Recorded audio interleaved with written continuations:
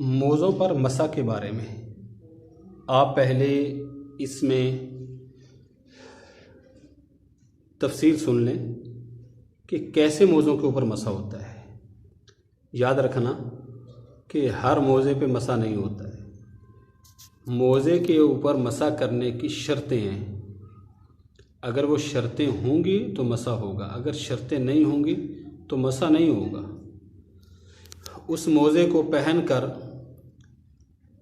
3 मील आदमी चल सके नंगे पाँव और वो मोज़ा ना फटे, उसके ऊपर मसा होगा। और मोटा मोज़ा हो जिसके अंदर पानी अंदर तक ना जाए, उसके ऊपर मसा होगा। दूसरे मोज़े के ऊपर नहीं। हर मोज़ा उठाया और उसके ऊपर मसा शुरू कर दिया, इस तरह नहीं हो सकता है। बाज़ लोग तो जराबों के ऊपर भी मसा कर लेते हैं, बाज़ तो बूटों के ऊपर भी मसा। ये नए से नए तरीके, हालांकि ये दीन नहीं है। इसमें मसले को समझना चाहिए कि मोज़ों के कौन से मोज़ों पर मसा करें, कितने दिन मसा कर सकते, सफ़र में कितने दिन कर सकते हैं और घर में रहते हुए कितने दिन। घर में 24 घंटे आप मसा कर सकते हैं मोज़ों के ऊपर, 24 घंटे। मसलन आज आपने ज़ोहर के टाइम मसा वज़ू करके मोज़े पहन लिए हैं, कल को ज़ोहर की नमाज से पहले आप जो हैं वो मोज़े उतार दें और दोबारा पाँव धोएं। दोबारा अगर आपका वज़ू है तो आप सिर्फ पाँव धो लें, वज़ू नहीं है तो फिर तो साफ ज़ाहिर है आप वज़ू भी करेंगे और पाँव भी धोएंगे, दोनों काम करेंगे।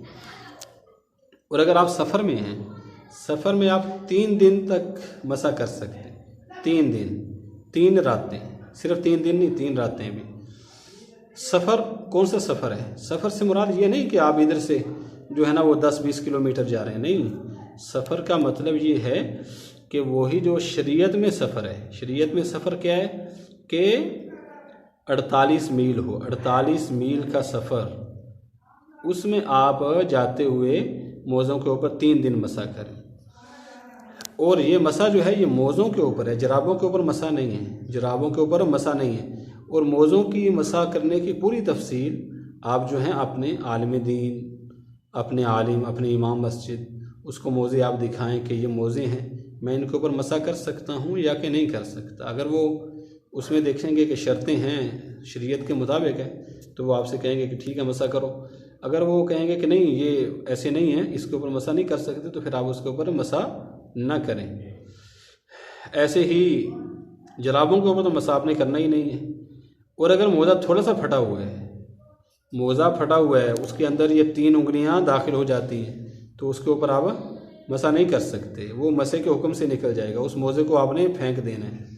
हाँ, अगर आप उसको सी लेते हैं तो फिर सही है, सी लें, लेकिन फटे हुए के ऊपर मसा करना जायज़ नहीं है। और मसा जो है ये मोज़े के ऊपर है, मोज़े के नीचे मसा नहीं है। मोज़े के इसलिए कहते हैं अगर दीन शरीयत के, अगर दीन जो है ये अकल के मुताबिक होता है, जैसे अकल कहती है वैसे दीन होता, तो फिर क्या होता, मसा मोज़े के नीचे होता।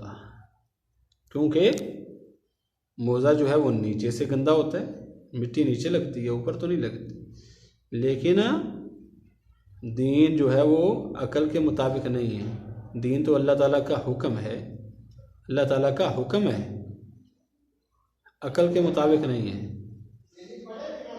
तो कहाँ पे मसा करना है? ऊपर मसा करना है।